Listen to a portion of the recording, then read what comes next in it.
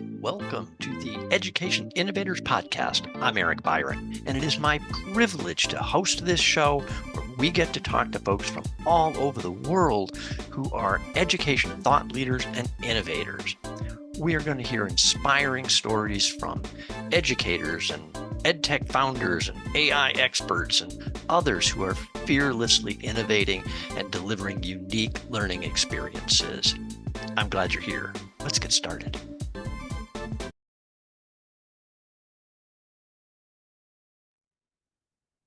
Okay, so don't be confused by the title of this episode, which is Made with AI. That is not to indicate that this video is made with AI. It is not. This is just me doing my thing, talking about stuff that's on my mind related to education. All right, so this topic does go a little beyond the realm of education, but it certainly is part of teaching AI literacy, and we need to talk with kids about detecting fakes, right? And we all worry at this point that generative AI tools, they're getting better and better, and they're more accessible, and so we can all create content with them. But too often we're seeing content out there, images and videos that are created that are intended to deceive us, right? They are pretending that these are real when they're not. And so I think there's actually kind of three levels of ways we can address this issue. So, all right, the three levels I have identified in my head here, right? Here we go, is user identified content, tool identified content, and then what I'll just call detected, right? So something that's been generated with AI and we detect that it's generated with AI. So, first of all, let me just say, right, the AI detectors that we see out there, that are supposed to detect written work. So we know that these don't work. We know there's also a lot of teachers who are still depending on them because they want them to work so desperately, but they don't work, right? They're not reliable.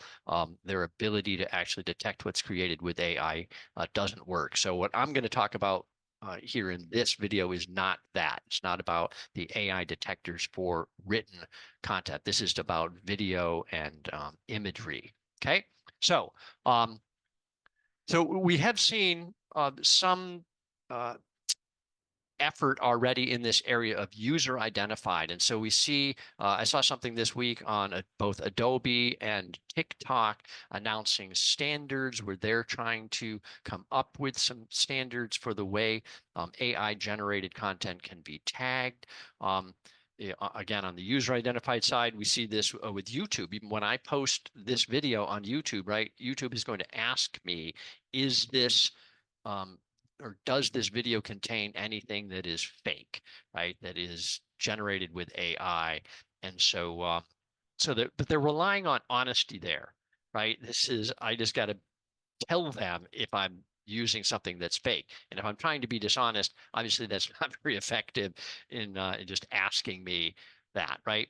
So the next level, tool identified. So this would be where um, something called meta tagging. And so what meta tagging is the data about the data. So if you think about an MP3 file, for example, I've got my music file and I click on it without launching it, and the computer can tell me some things about that music, right? It can tell me about the file size. It can tell me the duration of the music. It can probably tell me the artist, maybe the album. All those pieces of information are called metadata. So what we're talking about here is adding another element to that that identifies whether or not it's created with AI.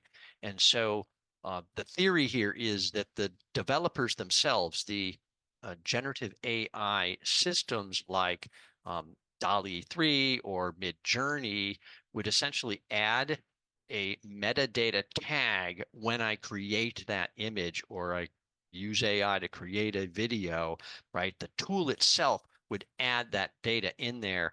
So then later, whether it's a browser or it's YouTube or it's TikTok itself, right? Somebody uploads this content, they could look at it and go, oh, it's got the tag saying it was AI generated. Therefore, when somebody goes to view this, I'm going to tell them this was generated by AI. This all sounds great. It's certainly a step in the right direction. It's problematic in that there are tools out there that allow us to manipulate the metadata. So those who really want to be deceptive could still go in and alter the metadata. So the tool might have tagged it as AI generated, and then a evil person could go in and remove that tag so that they're still attempting to generate a fake and trick you so it's not identified as being fake. Okay, so that's kind of tool identified. Another challenge to this, though, is the standard around that, right? So it's one thing for an MP3 to say, has a tag called artist, and then you fill in who the artist is, right? Very common, standard, consistent way of doing this. But for AI, we need a standard as well. So, this is where we could get Adobe deciding, oh, we're going to call this field this, and here's the appropriate data to put in that field to indicate whether it is or isn't AI generated. And TikTok could do something different, right? So we're trying to get these folks together to say, let's identify what that tag is and how it's communicated. That way it's much more consistent and easy, whether it's a browser or it's YouTube or whatever, Instagram, to look at that image and get it right and say, oh, it's got the tag and the tag says it's not AI. We're all good to go. So we need some consistency around that, and then an agreement by the tools, right, to use those standards and actually tag stuff.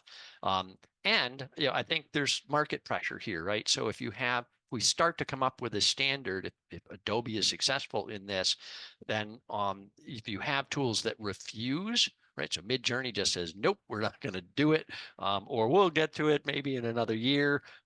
So hopefully what happens is people will say, well, I don't want to use your tool then because I don't want to be accused of creating fakes, right? So that's tool identified. So let's come down to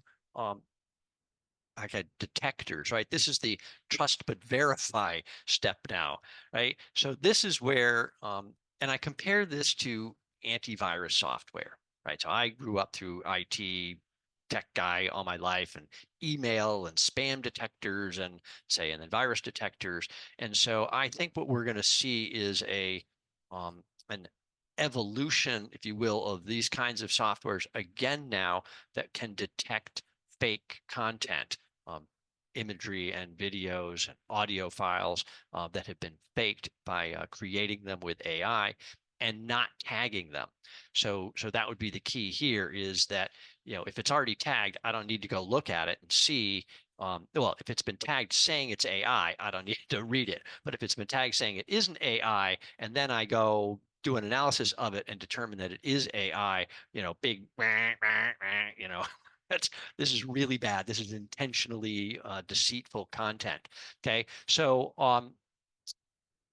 I don't know the feasibility of creating these tools, at this stage, and how easy it is to detect whether or not something is created using these tools. But I believe that it will develop, right? But like antivirus software and spam detectors, it's the good guys versus the bad guys here, right? Where the good guys create these detectors and these ways of detecting things, and the bad guys are in this constant battle with them to figure out how to get around those filters, to get around those detectors and defeat them so that they can't detect their evil plans of disseminating misinformation through false and faked videos.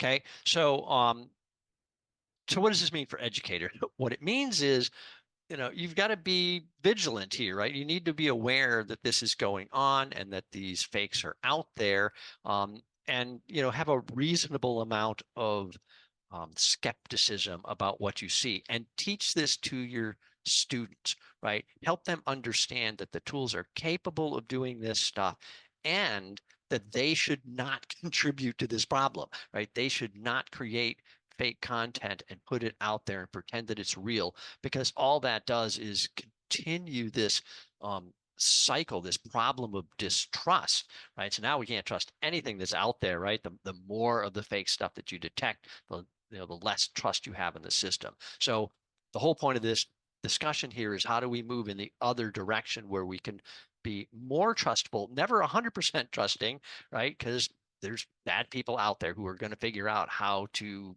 get fake videos out in front of us. But we need to be educated. We need to educate our kids on this issue and how to deal with it, and what's happening in terms of the tools and the development of the systems and the standards around tagging stuff, so that we're all compliant as much as possible, so we can trust what we see online. Okay. I think I've covered it, right? So we had user identified, right, which we're having now, like YouTube. We have tool identified, where we tag the metadata with the tools. And then we have detected, where we actually come back and we don't trust the tagging, and we go ahead and analyze technical analysis of audio, video, imagery to see if it's been altered by AI. Okay. I'm Eric Byron. Thanks for listening to the Education Innovators Podcast. If you haven't subscribed yet, just do it now. Hit the button. I've got so much great content coming. Guests, amazing guests with wonderful stories of innovation and education. So thank you for being part of this community and watching my videos. And for all those education innovators out there, thanks for doing what you do. You are making a difference.